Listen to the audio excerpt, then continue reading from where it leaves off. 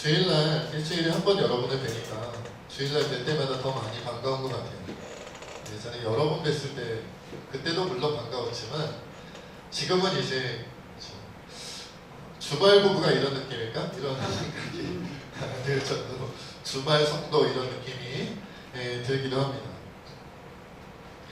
요즘 뭐 여러분들 다 걱정도 근심도 좀 많으시죠?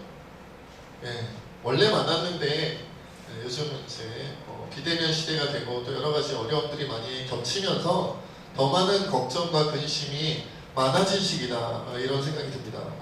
건강에 대한 걱정, 근심 많죠. 요즘 이제 코로나 시대니까 더더욱이나 그로 인해서 경제적인 어려움에 대한 것도 있고 교회와 신앙에 대한 많이 모이지 못하니까 그런 또 그밖에 우리나라 같은 경우에는 이제 북한 이런 전쟁 휴전 중인 그런 것에 대한 근심도 있고 여러 가지 근심 걱정에 휩싸여서 우리가 살아가고 있는 것 같아요.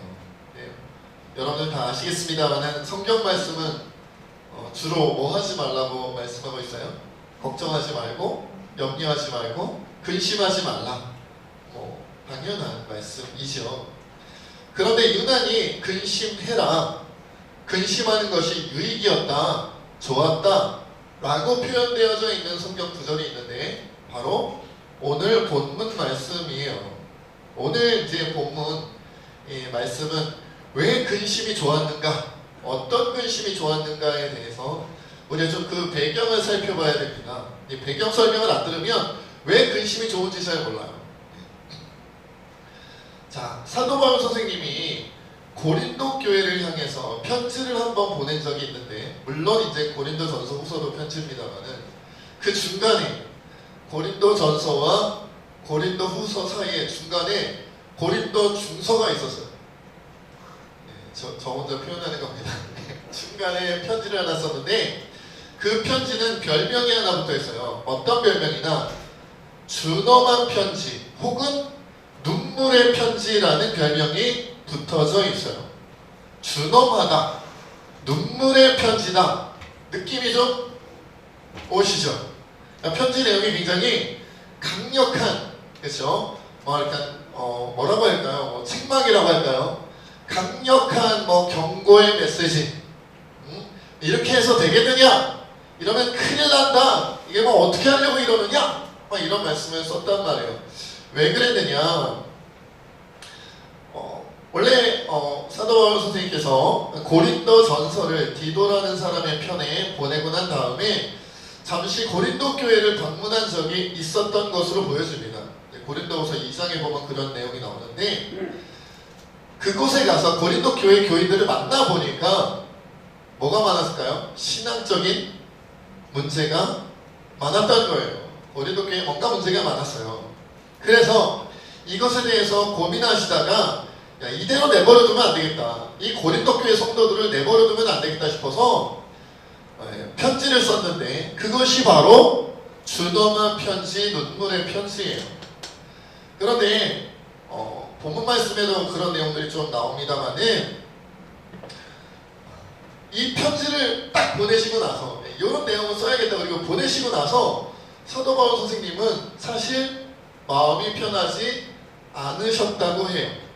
마음이 안 편했어요. 왜요? 이 편지 내용은 보낼만한 내용으로 보내기는 했는데 문제는 뭐예요? 받아들이는 성도님들이, 고린도 교회 성도님들이 이 편지 내용 때문에 자기네들을 질타하고 책망하고, 그죠? 똑바로 서르라고 훈계하는 내용이다 보니까 내가 안 받아들이면 어떡하지? 받아들이기는커녕 그것 때문에 상처받았다 그러고 그것 때문에 사도 바울 선생님을 외면하거나 신앙에 대한 문제가 생기고 시험에 들면 어떡하지? 이런 생각을 누가 한 거예요? 사도 바울 선생님께서 하셨다는 거죠. 이거 어떡하지? 고민하고 있었는데 나중에 확인을 해보니까 어땠어요? 오히려 나중에 사도 바울 선생님이 이후에 이렇게 확인을 해보았더니 이들이 이 편지를 받고 나서 화를 내거나 분노하거나, 그죠? 야, 나 이제 사도 바울 선생님 모르겠다, 우리한테 이렇게 말할 수가 있냐, 이렇게 외면한 것이 아니라 도리어 눈물로 회개하며 그들이 돌이켰다. 신앙적인 문제를 극복하고 하나님 뜻대로 돌아왔다. 이런 소식이 들려온 거예요. 그래서 오늘 본문 말씀에 9절에 뭐라고 시작하고 있어요? 내가 지금 기뻐함은 뭐하게 함이 아니라 너희로 근심하게 한 까닭이 아니라 도리어 너희가 근심함으로 회개함에 이른 까닭이다. 기뻐하고 있다. 내가 너희 소식을 듣고 걱정하였다가 소식을 듣고 나니까 야, 염려할 필요가 없었구나. 도리어 그 편지 받고 변화되고 회개하였다니 너무 기쁘다, 너무 감사하다라고 이렇게 이제 표현들을 하고 있는 거예요. 자, 그래서 오늘 말씀은 그리스도인들이 근심이라는 건 이제 좀처럼 하면 안 되는 것이지만, 특별히 오늘 말씀에 의하여 그리스도인들이 근심에 대하여 어떤 태도를 가져야 되는지, 그리고 어떤 근심으로 하나님께 나아가는 것이 맞는지 그 특징들을 본문을 통해 좀 살펴보려고 합니다. 첫째, 기독교인은요 세상 근심에서는 벗어나야 합니다. 우리 오늘 본문 10절 말씀 함께 읽어보겠습니다. 시작. 하나님의 뜻대로 하는 근심은 후회할 것이 없는 구원에 이르게 하는 회개를 이루는 것이요 세상 근심은 사망을 이루는 것이니라. 세상 근심은 사망을 이룬대요. 여러분, 성경에 보면 이 근심이라는 것이 사람을 상하게 한다, 몸도 마음도 상하게 한다는 말씀들이 많이 나와요. 시편 31편 9절에 보면 하나님의 여호와여 내가 고통 중에 있사오니 내게 은혜를 베푸소서. 내가 근심 때문에 눈과 영혼과 몸이 쇠하였나이다. 이렇게 표현되어져 있고요. 잠언 15장 13절에 보면 마음의 즐거움은 얼굴을 빛나게 하여도 마음의 근심은 심령을 상하게 하느니라 고 말씀하고 있어요. 그러니까 근심이 눈도 영혼도 몸도 우리의 심령도 쇠하게 하고 상하게 한다. 근데 오늘 본문 말씀에 의하면 그냥 상하는 정도가 아니라 어떻게 된다? 사망해버린다. 근심이 우리를 죽인다는 거예요. 약하게 만들고 상하게 만들고 쇠하게 만들다가 마지막에는 그 근심이 우리를 죽여버린다. 우리의 몸도 죽이고 우리의 마음도 죽이고 결국엔 무엇이 죽게 되어져 있어요? 우리의 영혼, 우리의 신앙이 죽어버리게 된다. 뭐 때문에? 근심 때문에. 어떤 근심이요? 세상 근심. 그럼 세상 근심이 어떤 걸까요? 어떤 내용일까요?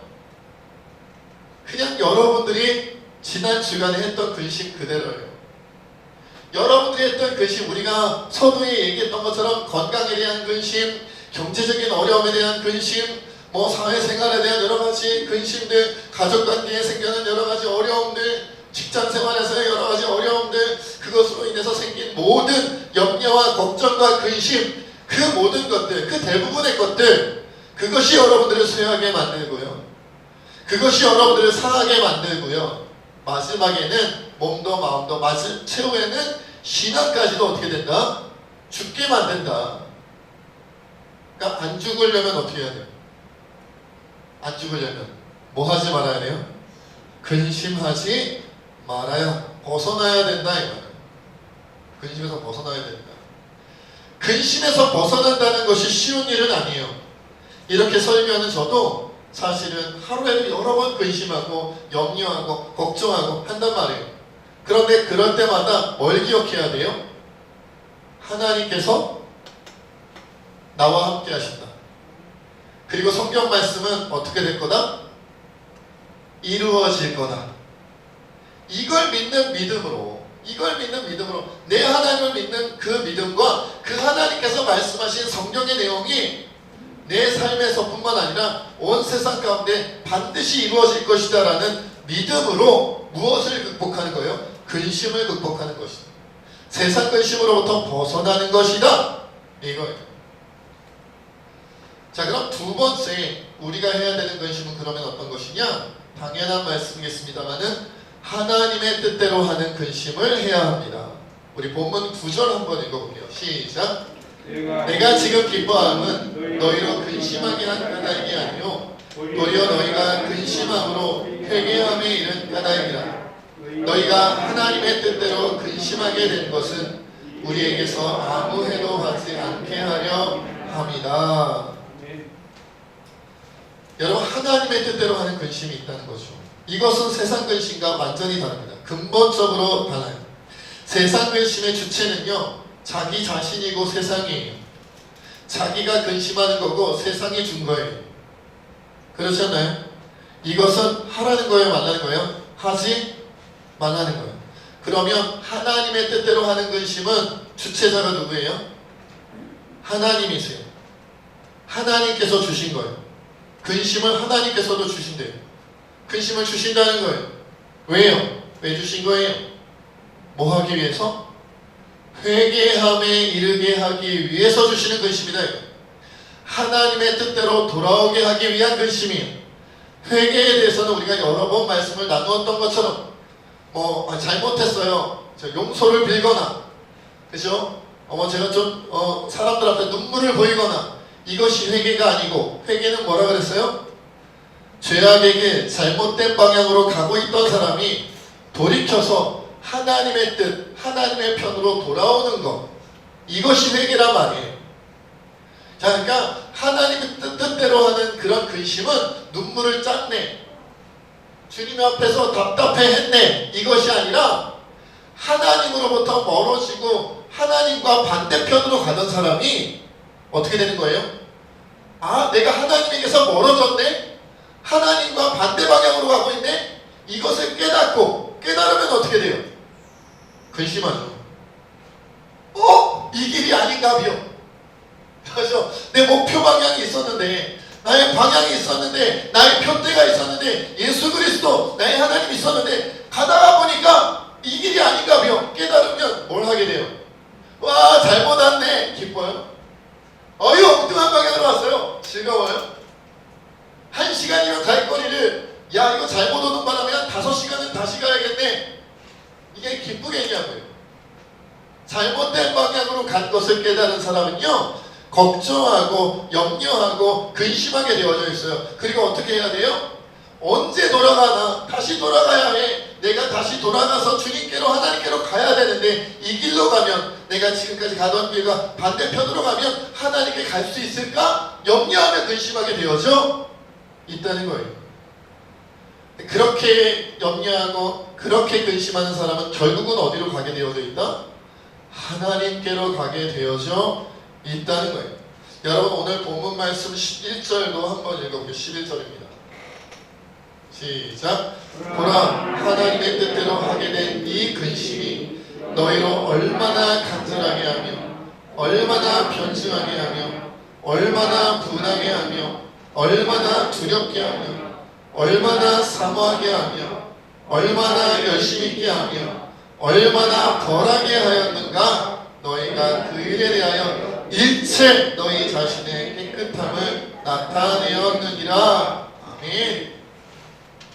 제가 적어보지는 않았는데 얼마나가 몇 번 나오나요? 얼마나 간절하고, 얼마나 변증하고, 얼마나 분하고, 얼마나 두렵고, 얼마나 사모하고, 얼마나 열심히 있고, 얼마나 벌하게 하고.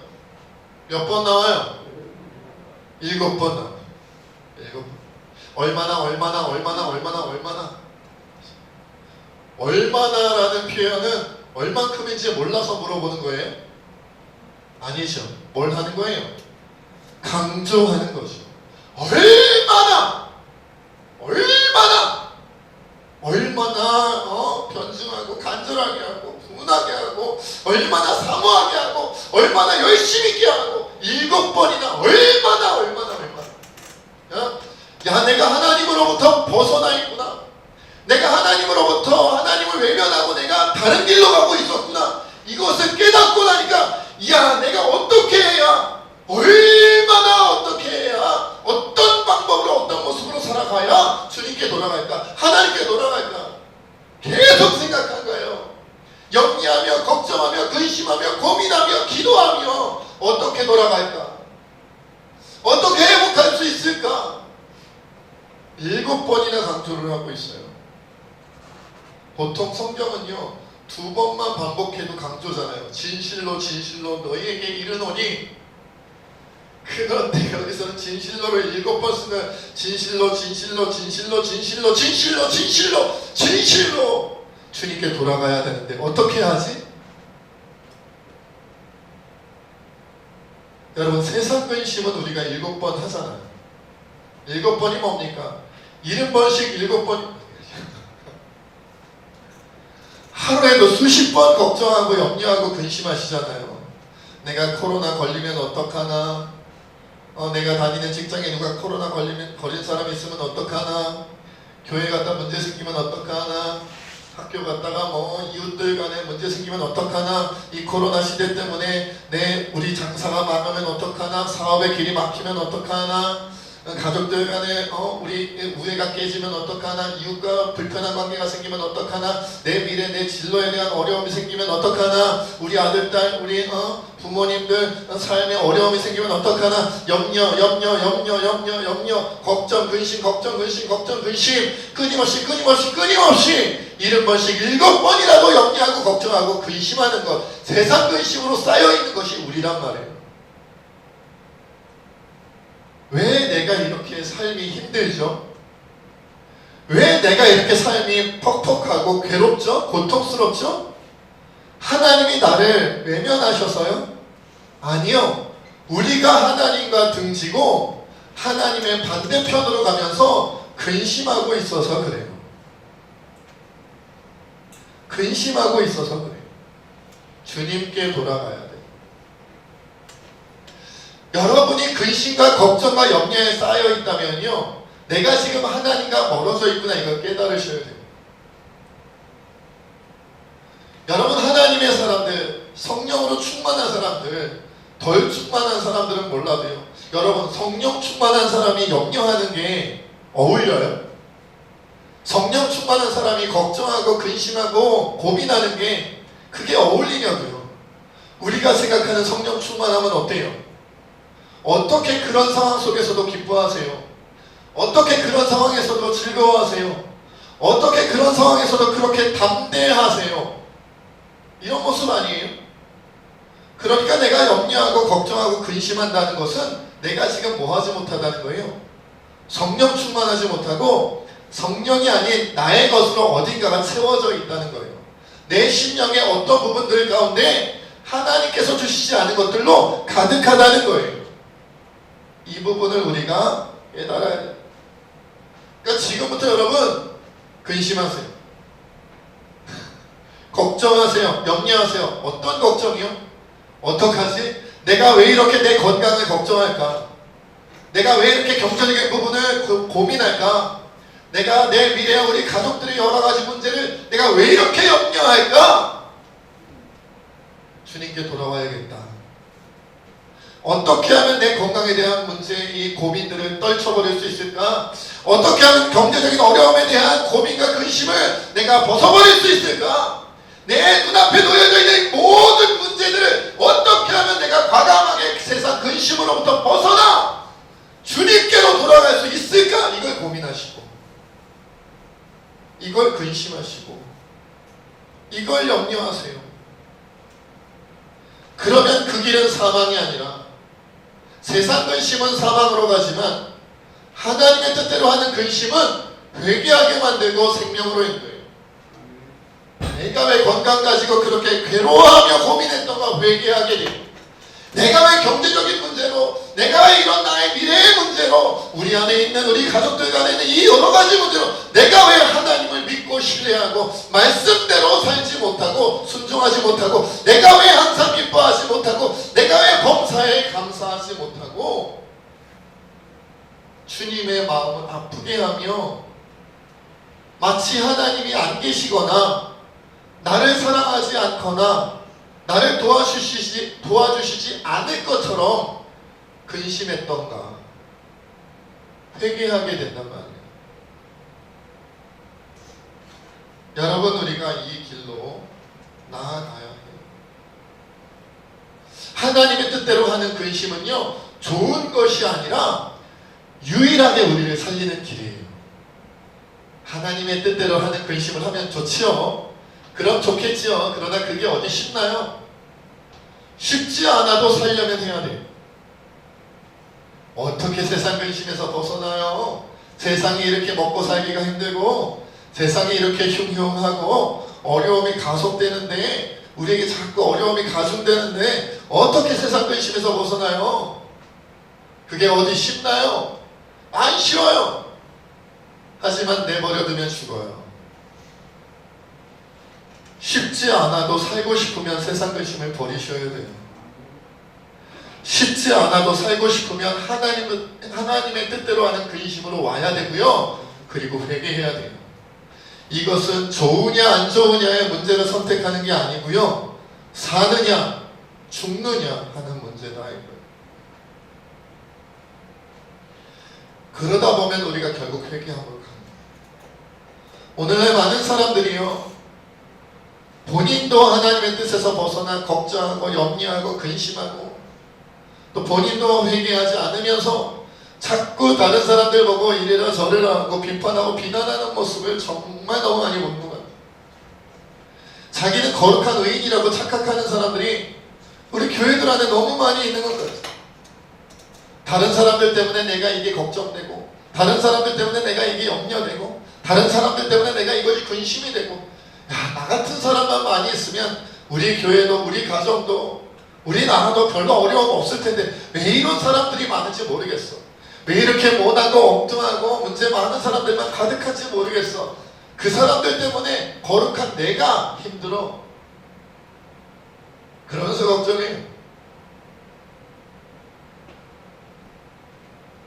얼마 전에 어떤 분이 저한테 그런 말씀을 하시던 것이 기억나는데, 너나 잘하세요. 영화 대사죠. 너나 잘하세요. 회개하지 않은 사람, 하나님의 뜻대로 돌아오지 않은 사람은요, 거룩한 척 한다고 해서 거룩한 게 아니에요. 의로운 척 한다고 의로운 게 아니에요. 진정 하나님의 사람은요, 남을 바라보면 너 좀 회개해야겠다, 당신 좀 바뀌어야겠어요, 회개해야겠어요 라고 하기 전에 자기 모습이 성경 말씀에 비추어서 볼 때 너무 더럽고 너무 악하기 때문에 남을 볼 겨를이 없어요.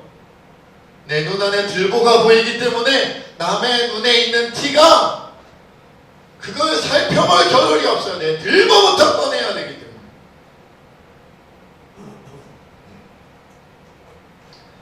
노르웨이에 있는 한 교회 탑에 보면 어린 양의 조각이 있다고 합니다. 이 조각이 세워진 경위가 있어요. 사람들이 이 교회를 처음 짓던 어느 날 높이 세워진 디딤대 위에서 어떤 인부가 열심히 일을 하다가 발을 헛디뎌서 떨어지고 말았어요. 높은 곳에서부터 떨어졌기 때문에 대부분의 사람들이 야, 이 사람 죽었다, 살 수가 없다, 이 높은 데서 떨어지면 당연히 죽었겠지 하고서는 급히 사람들이, 동료들이 내려가 보니까 뜻밖에도 이 사람이 가벼운 상처만 입고 살아있는 거예요. 그리고 주변에 보니까 양 몇 마리가, 두세 마리가 거기에 넘어져 쓰러져 죽어 있는 거예요. 알고 보니 그 교회를 만드는데 그 밑으로, 담 밑으로 양떼가 지나가다가 이 사람이 그 양떼 위로 떨어진 거죠.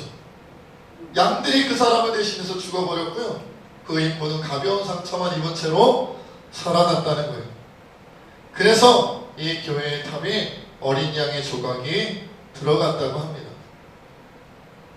여러분, 우리는요, 떨어지면 죽는다고 생각해요. 내가 지금 건강한 상태에서 떨어져 건강을 잃어버리면 난 죽는다. 지금 내가 경제적으로, 우리 가정이 경제적으로 이 정도를 가지고 있는데 여기서 잃어버려 떨어지면 난 죽는다. 지금 우리 집안에, 내 미래에, 내 직장에, 내 몸담고 있는 곳에, 여러 곳에 이러이러한 문제 때문에 내가 자꾸 낭떠러지로 밀리고 있는데 여기서 떨어지면 나는 죽는다. 그래서 세상 근심 붙잡고 살잖아요. 근데 어떻게 돼요? 하나님의 뜻에 붙잡혀 있는 사람은 떨어져도 안 죽어요. 어린 양 대신 예수님께서 여러분 대신 죽임당하셨어요. 그래서 여러분 살리셨어요. 그럼 여러분들을 다시 죽이겠어요? 그럴 리가 없어요. 오늘 이 시간부터 세상 근심 쉽지 않지만 떨쳐버리기 위하여 애쓰며 기도하시고요. 반대로 내가 어떻게 하면 하나님 뜻대로 돌아갈 것인가, 하나님 기뻐하는 모습으로 어떻게 하면 돌아갈 것인가 회개하며 하나님의 뜻대로 하는 근심 속에 하나님의 기쁨으로 하나님의 사명 감당하는 자로 하나님과 동행하는 자로 돌아오는 저와 여러분 되어지기를 주의 이름으로 축원합니다. 우리 시간 함께 하나님 앞에 기도하며 나가길 원합니다. 하나님, 내가 지금 세상 근심에 사로잡혀 있습니다. 그러나 아버지의 뜻대로 하는 근심으로 돌아오게 하여 주옵소서. 회개하며 믿음으로 나오게 하여 주옵소서. 함께 기도하겠습니다. 아버지 하나님, 우리가 주님 앞에 기도하며 나가기를 원합니다. 주님, 내 안에 너무나도 많은 근심이 있습니다. 코로나 사태를 맞이하며 아버지 건강에